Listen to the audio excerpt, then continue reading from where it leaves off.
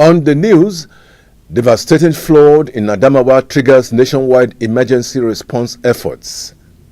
ADC condemns approval of $21 billion loan by National Assembly. Members of the organization Friends of Providence Television International decry the state of roads across the country. United Nations Secretary General condemns the use of hunger as a weapon of war. We also have the exchange rates and weather reports, so stand by for the details. Welcome to the News on the Hour on Providence Television International. I am Ugbebo Ikekwa.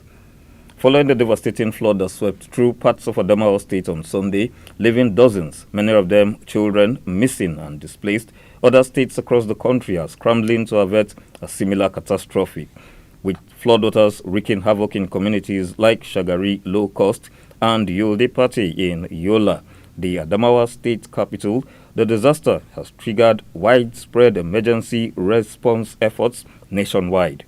From Anambra and Sokoto to Gombe, Edo, Ogun, Bayelsa, and beyond, state governments are activating flood preparedness plans, clearing drainage channels, assessing dam stability, and intensifying public sensitization campaigns as warnings from meteorological agencies signal a potentially severe flood season ahead. The torrential rain began around 1 a.m. and intensified through the early hours. By 3 a.m., homes in Shagari and Sabon-Pegi areas were already collapsing as floodwaters surged through streets and into buildings. Over 600 houses were washed away and 8 people confirmed dead. A prominent member of the organization Friends of Providence Television International, Professor Peter Eriki, one-time Dean of the Faculty of Management Science, University of Benin, and a Professor of Management, Finance and Entrepreneurship, has decried the use of substandard materials for road construction projects across the country, citing this as the major cause of failed roads. Professor Ricky, who is currently based in Canada, noted that lack of supervision of road projects by relevant authorities is another reason why road contractors embark on sharp practices during road construction. He called on the federal government to improve road maintenance culture and urged politicians to desist from giving road construction projects to unqualified contractors and their cronies.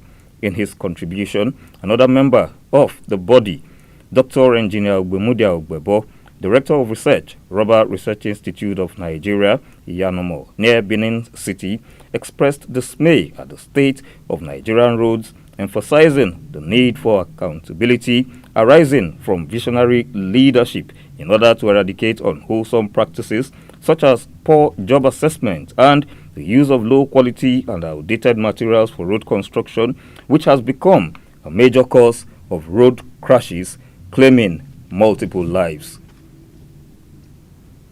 The United Nations chief, Antonio Guterres, has urged the international community to reject hunger as a weapon of war.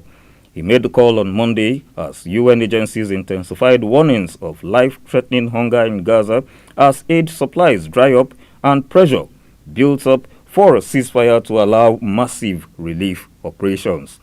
Israel's government under President Benjamin Netanyahu has furiously denied that it is using hunger as a weapon of war, accusing aid agencies of failing to pick up and distribute aid delivered to Gaza's border crossing points. In the Gaza Strip, the war-shattered Palestinian territory is gripped by dire humanitarian conditions created by 21 months of war, made worse by Israel's total blockade of aid from March to May 2025. Since the easing of the blockade in June, the levels of aid reaching Gaza has been far below what aid groups say is needed. The World Health Organization has also warned that the hunger crisis is deepening, with malnutrition reaching alarming levels.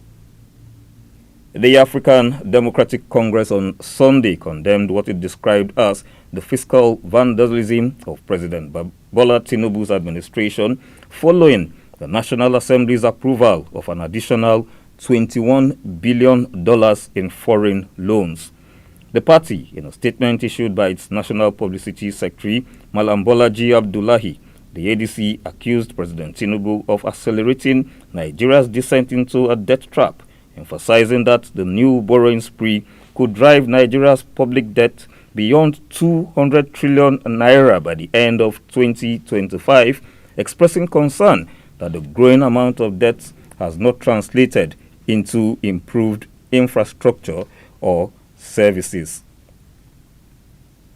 Edo State Governor Senator Monday Okpebholo has stated that his administration will soon begin commissioning completed projects across the state. Governor Okpebholo disclosed that he will use 1 month to commission the projects while speaking on Saturday at Igweben, where he received defectors from the People's Democratic Party into the All Progressives Congress.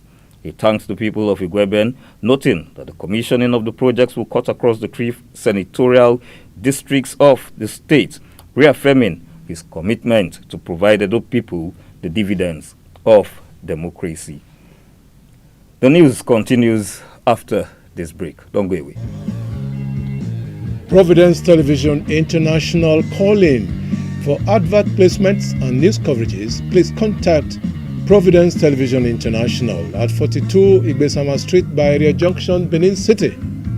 You can reach us on telephone numbers 08033511599, 08100710297, or 08129924847. Remember, we cover both home and abroad. Providence Television International, the game changer. Thanks for staying tuned. The federal government has announced a cost-sharing scheme with the National Health Insurance Authority to make cancer treatment more affordable for low-income patients, offering subsidies of up to 400,000 naira for radiotherapy. Radiation therapy, also known as radiotherapy, is a type of cancer treatment in which specialists kill cancerous cells in the body by exposing them to ionizing radiation. The government also noted that it plans to establish oncology centers in Maiduguri, Port Harcourt, Ilorin, and Yola, following the inauguration of 3 oncology centers in Katsina, Nsukka, and Benin on Thursday.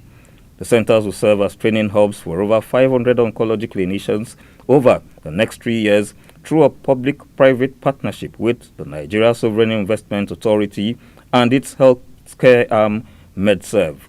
The newly unveiled centers will serve over 2,000 cancer patients annually while delivering diagnostic services to more than 350,000 Nigerians across the regions. The abductors of 6 Nigerian law school students have demanded a ransom of 20 million naira for each victim. The students were kidnapped in Benue State while traveling from Onitsha, Anambra State, to the Yola campus of the Nigerian Law School in Adamawa State on Saturday. The students were on their way to resume academic activities as the law school was scheduled to open on Monday, 28 July 2025, following their court internship break. The spokesperson for the Adamawa State Police Command, SP Yahaya Suleiman, confirmed that the command is aware of the abduction, but clarified that the incident did not occur within Adamawa jurisdiction. He, however, assured the public that the Adamawa and Benue State Police Commands are working closely to secure the safe return of the students. The Super Falcons of Nigeria have etched their name in African football history, securing their 10th Women's Africa Cup of Nations title with a thrilling 3-2 victory over Morocco on Saturday. The Falcons, in a dramatic turnaround never witnessed in the final of Africa's women's football, came back from 2 goals down to beat hosts Morocco. A $1 million prize money and the brand new WAFCON trophy were the benefits for winning the match, as the Super Falcons were unbeaten from the group stage to the final. And we'll now take our exchange rates.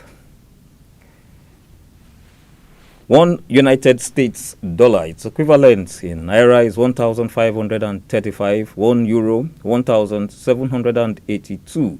1 British pound, 2,055, and 1 Canadian dollar presently stands at 1,119 naira, 1 Australian dollar 1,001 naira. The weather forecast for Tuesday, 29th July. In Abuja, there will be rain with a temperature of 29 degrees Celsius. In Lagos, it will be mostly cloudy with a temperature of 28 degrees Celsius. In Benin, there will be light rain, temperature 29 degrees Celsius. Port Harcourt will be cloudy with a temperature of 30 degrees Celsius. In Kaduna, there will be light rain with a temperature also of 30 degrees Celsius. And in Enugu, it will be cloudy with a temperature of 29 degrees Celsius. In Washington, it will be partly cloudy with a temperature of 35 degrees Celsius. In London, there will be light rain with a temperature of 22 degrees Celsius. In Johannesburg, it will be quite cold, although it will be sunny with a temperature of 16 degrees Celsius. In Rome, it will also be sunny with a temperature of 29 degrees Celsius. And in Paris, it will be mostly cloudy with a temperature of 23 degrees Celsius. And just before we go, let's take a look at the commercial again. Providence Television International calling. For advert placements and news coverages, please contact Providence Television International at 42 Igbesama Street by Area Junction, Benin City. You can reach us on telephone numbers 08033511599, 08100710297, or 08129924847. Remember, we cover both home and abroad. Providence Television International, the game changer. And that's the news on the hour on Providence Television International. Thanks for watching. Please stay tuned.